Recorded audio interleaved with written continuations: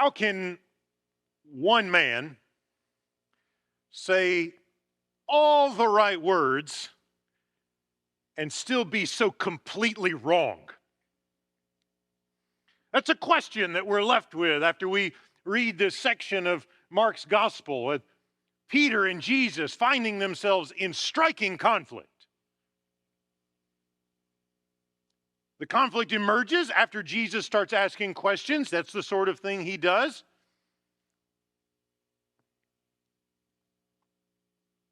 In particularly, he challenges his followers with the question of his identity. Who do you say that I am? And Peter starts out so well, and he's right. You're the Messiah. Some of your translations may say you're the Christ. Talk more about that in just a minute. Either way, Peter gets the question right. Who is Jesus? He's the Messiah. He's the anointed one. He's the Christ. He's the one God has sent to rescue us. But within moments, Peter's rebuking Jesus, and Jesus is rebuking Peter. To the extent that Jesus will use some of the strongest language we find in the whole Bible against this one who is one of his closest friends. How does this guy get all the right words and miss all the meaning? To understand how we got to this place, we've got to step back a little bit and consider the question that Peter was answering. Jesus asked, "Who do you say that I am?" That one question matters most. That's the question that drives the story. And if you take the whole gospel into account, all the way through Mark chapter 1 through chapter 16, that question is really a turning point in the narrative. Up until this point, the disciples, they don't get it. They don't get everything, but they're doing okay. They're learning some things. They've spent some time with Jesus. They're getting teaching that no one else is getting. Everybody else gets some stuff that they find confusing. They go inside a house. Jesus, they're like his inner circle. He explains the hard stuff to them.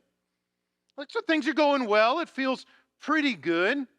But from this point forward, after this conflict between Jesus and Peter, and by implication all the other disciples, things get really bad for the disciples. Earlier in this point, they could heal people, cast out demons. But in chapter 9, shortly after this conflict, they're not able to do that anymore. They can't cast out demons anymore. In chapter 10, we find them arguing. And what are they arguing about? Which one of us is the greatest? A lot of humility, a lot of Christ-like humility there. These guys are a mess. Things just get darker and darker and darker for them. And it's not just the way they relate to each other. It's the way they relate to other people who are in ministry. They come upon this guy who's casting out demons. They've just learned they can't do that anymore. And so what do? If this guy's casting out demons in Jesus' name, stop it right now. That's our job, not yours. They're in darkness. They don't get it. And in that same part of the narrative, we find James and John selfishly asking Jesus, when you come to your kingdom, can one of us sit at your right hand and the other at your left? They don't know what they're asking. They don't realize that when Jesus comes to his kingdom, there will be dying men at his left and right. They're assuming he's going to be on a throne, and they would like to be Secretary of State and Vice President. Again, the selfishness of their heart is the thing on display. So up until this point, it's been pretty good. They're in ministry. They got a lot of wins. Their ministry reports are really exciting. But after Jesus asked them, "Who do you say that I am?" They are self-oriented, selfish, self-focused men. And they are portrayed negatively and with increasing darkness. Everything falls apart for these guys. And the turning point is this passage we've just read. And this question Jesus is asked. So this question, who do you say that I am, relates to the whole story. And that's where we are going to kind of let our thoughts settle for a moment as we begin to realize the way we answer this one question will define every other moment in our lives.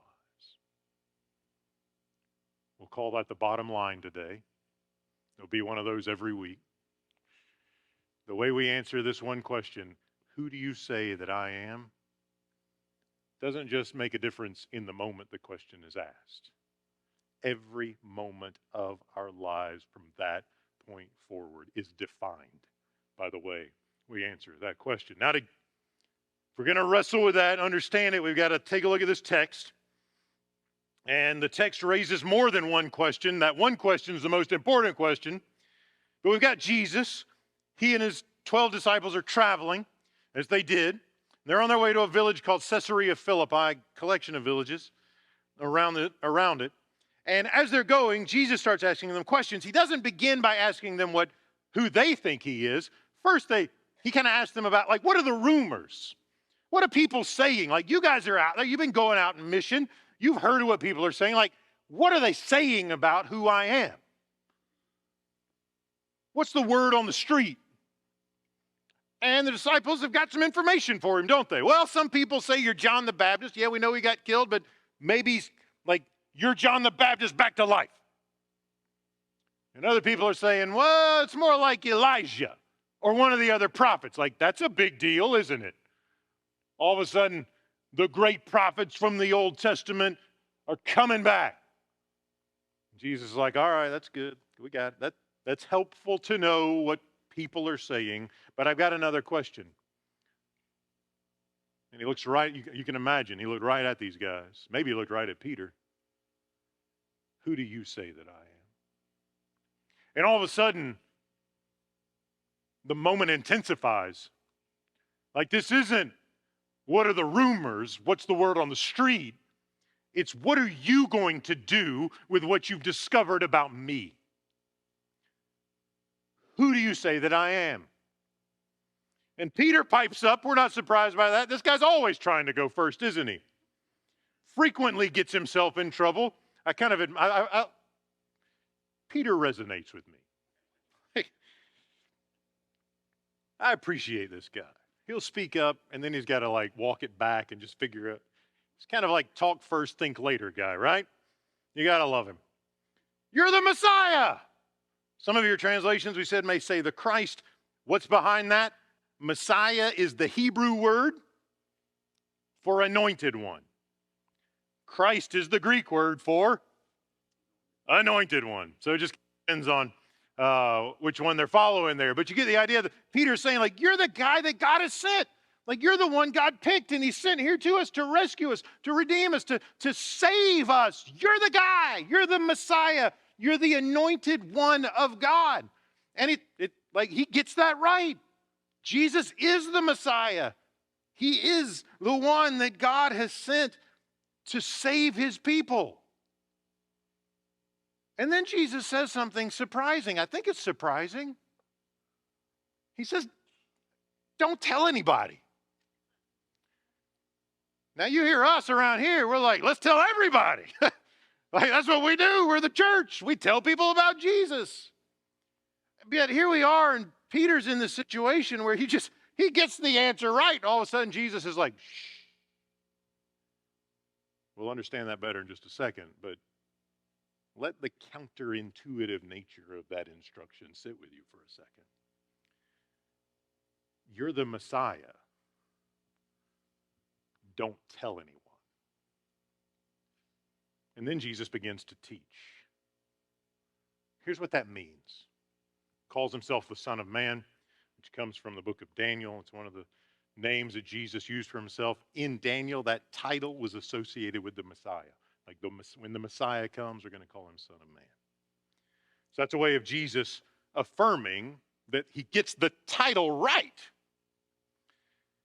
So he teaches, like, what does that look like? What does it mean to be the Messiah? Jesus says, well, it means I'm going to undergo great suffering. Okay. I'm going to be handed over to the power players in Jerusalem, elders, priests, scribes. I'm going to die. They're going to kill me. And then after 3 days, I'll be raised from the dead. And we're sitting here and we're thinking, right, like, yeah, that's the gospel. Jesus died for us and was raised for us. That's the good news. We talk about it, we celebrate it, we proclaim it, all the stuff.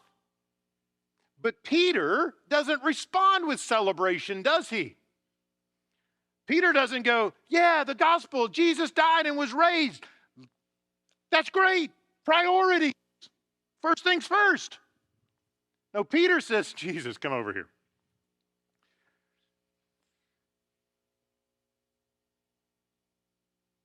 Verse 32, Jesus has said all this openly. Peter takes him to the side and began to rebuke him. I don't know if you've ever rebuked Jesus or not. Don't tell us if you have. It seems like a really bad idea to me. But that's exactly what Peter does. Now, what's going on? Like, he's just said you're the Messiah, which means you're the king, you're in charge, you're God's anointed person. Jesus has just explained the gospel. I'm going to suffer and be handed over and die for you and be raised from the dead. And Peter, like, there's a disconnect. Even though he said the right words, he rebukes Jesus.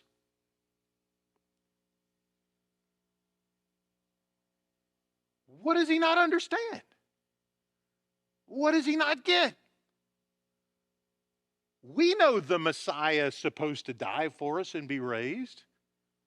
Why does Peter rebuke Jesus for saying something like that? Well, if we're going to understand that, we need a little history. If you're a history buff, this is for you. If you're not, it's still for you. We've got to rewind 167 years or so before Jesus was born. Still in Jerusalem, but Rome wasn't the foreign oppressor of that day. There was a different guy. I'm going to say his name. You don't have to remember this, okay? He was from northern Egypt, and his name was Antiochus Epiphanes the Fourth. Get that straight, because there were several of them. The Fourth. Antiochus comes rolling into Jerusalem and takes over. People were constantly doing that, and he was just the dominator of the day.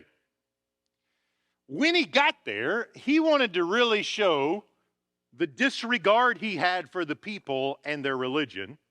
So he, a non-Jewish Gentile, got himself a pig. You know this is already going badly. In Judaism, pigs were about as unclean as it gets. So Antiochus gets himself a pig, takes that pig, and goes marching into the temple in Jerusalem. He didn't stop in the courtyard. He went all the way into the holiest place, to the sanctuary. Guess what he did there? He threw that pig on the altar and sacrificed it to his God, not to theirs.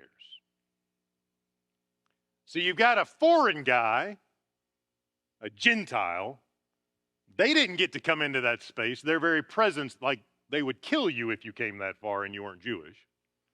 This guy comes in, unclean himself, with an unclean animal, spills its blood all over God's altar, desecrating the entire place and mocking the Jewish people.